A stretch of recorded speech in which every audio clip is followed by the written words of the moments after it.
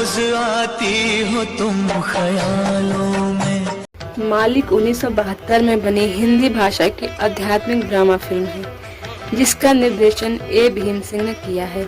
इस फिल्म में राजेश खन्ना और शर्मिला टैगोर मुख्य किरदार में नजर आए हैं। अशोक कुमार ने विशेष भूमिका निभाई है इसमें।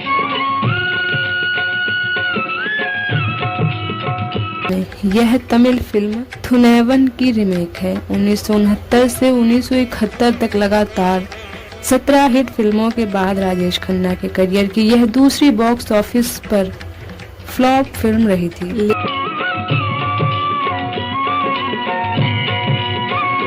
लेकिन फिल्म के समीक्षकों ने इसे खूब सहारा दिया था। राजेश खन्ना की कुछ और फिल्में भी थीं जो बॉक्स ऑफिस पर अच्छी चल रही थी, जैसे उसी साल आई मेरे जीवन साथी, अपना देश, अमर प्रेम और शहजादा, जिसकी वजह से वितरकों ने इस आध्यात्मिक फिल्म को कई सिनेमा घरों में नहीं दिखाया, जिसकी वजह से निर्माताओं का बहुत ही ज्यादा नुकसान हुआ था। उनकी हिंदी फिल्में दुश्मन, अमर प्रेम, अपना देश और मेरे जीवन साथी ने कुल मिलाकर 5 करोड़ रुपए से अधिक की ज्यादा कमाई की थी।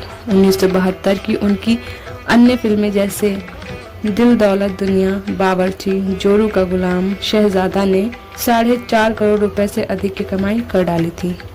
और साल 1972 में उनकी आखिरी हिट फिल्म अनुराग रही थी। लेकिन अगर मालिक फिल्म की कहानी की बात की जाए तो यह कहानी कुछ इस तरह है कि एक महिला जो बहुत गरीब है और मरने वाली है, अपने बच्चे को कृष्ण मंदिर के प्रवेश द्वार के सामने रखती है। मुख्य पुजारी पांडे जी बच्चे को देखते हैं और बच्चे को मंदिर परिसर के आसपास बड़ा होने देने का फैसला करते हैं।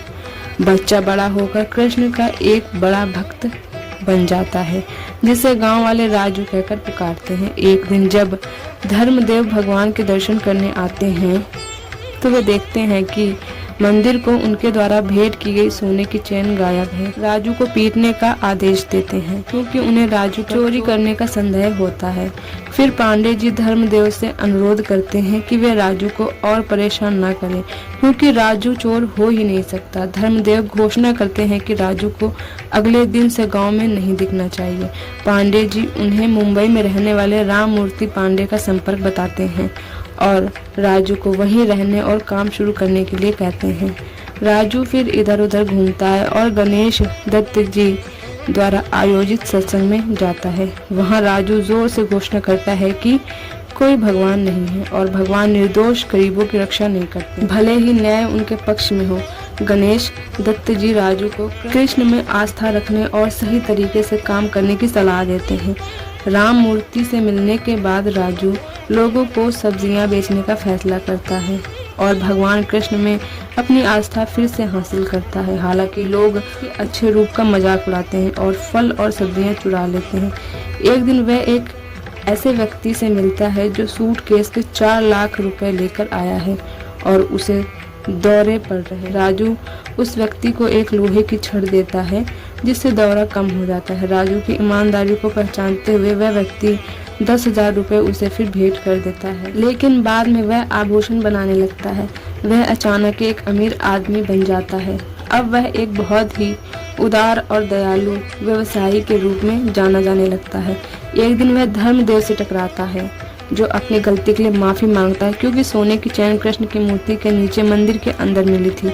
राजू धर्मदेव को माफ करते हुए कहता है, मैं एक अमीर आदमी बन गया सिर्फ इसलिए क्योंकि तुमने गरीब राजू को भगा दिया था। अगर बुरा समय नहीं आया होता तो यह अच्छा समय नहीं आता। धर्मदेव को पता चलता है कि उसकी बेटी राजू के व्यक्तित्व को पसंद करने लगी है और वह उन दोनों की शादी करवाने का फैसला करता है। सावित्री राजू को अपना भगवान मानती है और उसका बहुत सम्मान भी करती है। हालांकि कॉलेज तक पढ़ी लिखी सावित्री हमेशा परंपराओं और संस्कृति पर सवाल उठाती है और डार्विन के सिद्धांत और नास्तिकता में विश्वास करती है।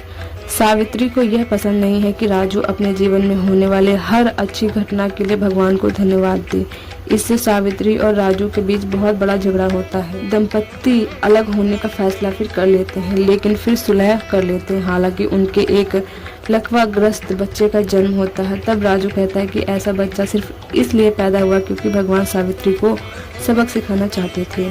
सावित्री अपनी गलती स्वीकार करती है और फिर राजू के साथ सभी मंदिरों की तीर्थ यात्रा पर जाने लगती है। सावित्री को दैनिक जीवन में भगवान का अनुभव होता है। और अगर इस फिल्म के मुख्य किरदारों की बात की जाए तो राजेश खन्ना, शर्मिला टैगोर, अशोक कुमार, देवेन वर्मा, सोनिया साहनी, विपिन गुप्ता, शिवराज, बेबी पिंकी, ये सभी मुख्य कलाकार इस फिल्म में नजर आए थे।